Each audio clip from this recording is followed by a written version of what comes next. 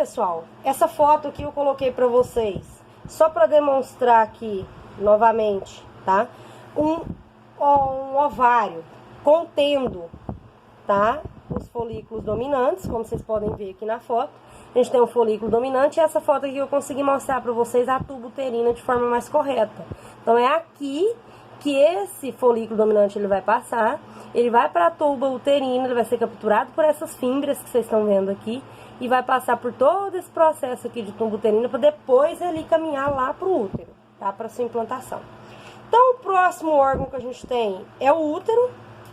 O útero, ele é um dos constituintes que a gente tem do sistema reprodutor feminino, tá?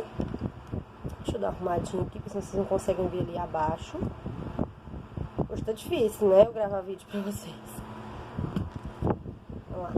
Então, o que que acontece? A gente tem o útero. O útero, ele compreende a cérvix, o corno uterino, as tubas uterinas e o ovário também, que fazem parte aí da constituição do útero. O útero do animal, ele vai variar esse formato aqui que vocês estão vendo de acordo com a espécie do animal, tá? Como a gente vai ver nessa fotinha que vocês estão vendo aqui, o que que acontece? A gente tem aqui o útero de uma vaca e o útero de uma égua. Como a gente comentou lá anteriormente, tem algumas características. Então, por exemplo, a da vaca, a gente tem o corno uterino maior e o ovário, ele se encontra mais ventralmente, ou seja, mais abaixo, mais abdominal. A égua, por exemplo, o corno uterino é menor e o ovário ele já se encontra mais dorsalmente. Então, principalmente quando a gente vai apalpar uma égua, o que que a gente faz? A gente, por exemplo, na vaca a gente apalpa e põe a mão para baixo, né? Porque a gente consegue detectar os ovários. Na égua é o contrário, a gente apalpa e põe um sentido um pouco para cima, tá? Dorsalmente. Por quê? Porque o ovário ele se encontra mais dorsal, ao contrário da vaca. Então, essa é uma das especificações do útero. Essa foto a gente já verificou, né? Qual que é o útero de uma vaca. E aqui eu coloquei uma foto, né? Exemplificando, por exemplo, a gente tem aqui o útero de uma vaca, contendo todas as junções, né?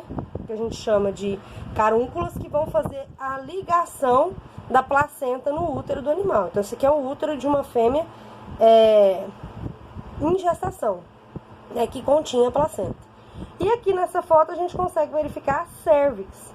Então, a cérvix aberta. O que que isso indica pra gente? Tem aqui, ó, o fundo da vagina, a cérvix. O que que isso indica pra gente? Que o animal, ele está em cio e está tendo a ação do estrogênio. Então, o estrogênio, ele faz o quê? Ele faz a abertura da cérvix, né? Então, ele vai atuar abrindo a cérvix para que haja a recepção aí do espermatozoide. Quando a gente fala de útero, a gente tem algumas características também. Eu coloquei aqui para vocês verificarem, por exemplo, o útero ele contém algumas camadas. Então, a gente tem a camada mucosa, né, a camada mucosa, que é a parte mais interna, que é onde a gente chama de endométrio, é onde a gente encontra as carúnculas no ruminante, tá? Que é aquelas ligações que vocês viram lá que eu mostrei para vocês, tá? A camada muscular, que é o miométrio, é a parede do útero, que é responsável por contração, responsável também no momento do parto pela eliminação do feto, tá? Por meio do parto, né? Eliminação que eu tô falando, gente, é contração para que haja expulsão do feto. A camada serosa, que é a mais externa, ou seja, a película que reveste todo o útero, que é o que a gente chama de perimétrio, tá? Essa fotinha eu só coloquei para demonstrar para vocês, né? Deixa eu ver se eu consigo dar um zoom aqui. Aí, vocês podem ver que aqui é uma placenta, tá? Então, a placenta, ela contém todas essas carúnculas, que elas vão se ligar lá naquela foto que a gente viu anteriormente. Aquela foto do útero. Então, elas se ligam lá, fazendo a junção das carúnculas da placenta com as carúnculas do útero, que vão fazer o quê? Simplesmente a implantação do útero, da placenta no útero, tá? Por último, a gente tem o último constituinte não menos importante, que é a vagina. A vagina também é extremamente importante porque ela faz a mucosa, ela contém a mucosa que faz o efeito de lubrificação, que consequentemente vai umedecer, né, toda essa vagina por meio de glândulas, que é contidas no canal da vagina, e vai facilitar a cópula, tá? Na vagina também é produzido um odor por meio dessas glândulas, que fazem o quê? A estimulação do macho, como se fosse um feromônio produzido pela fêmea, tá? Quando a gente fala em especificações de útero também, eu coloquei essa foto aqui para mostrar para vocês, por exemplo, o útero suíno. Então ela já tem uma característica diferente. A gente pode ver que é o fundo da vagina, já tem um fundo da vagina maior, a cervix do animal.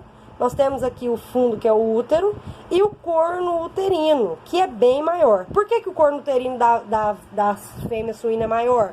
Porque é um animal pluríparo, ou seja, tem vários desenvolvimentos de vários fetos. Ao contrário da vaca, por exemplo, que é um animal uníparo, né, que produz apenas um feto.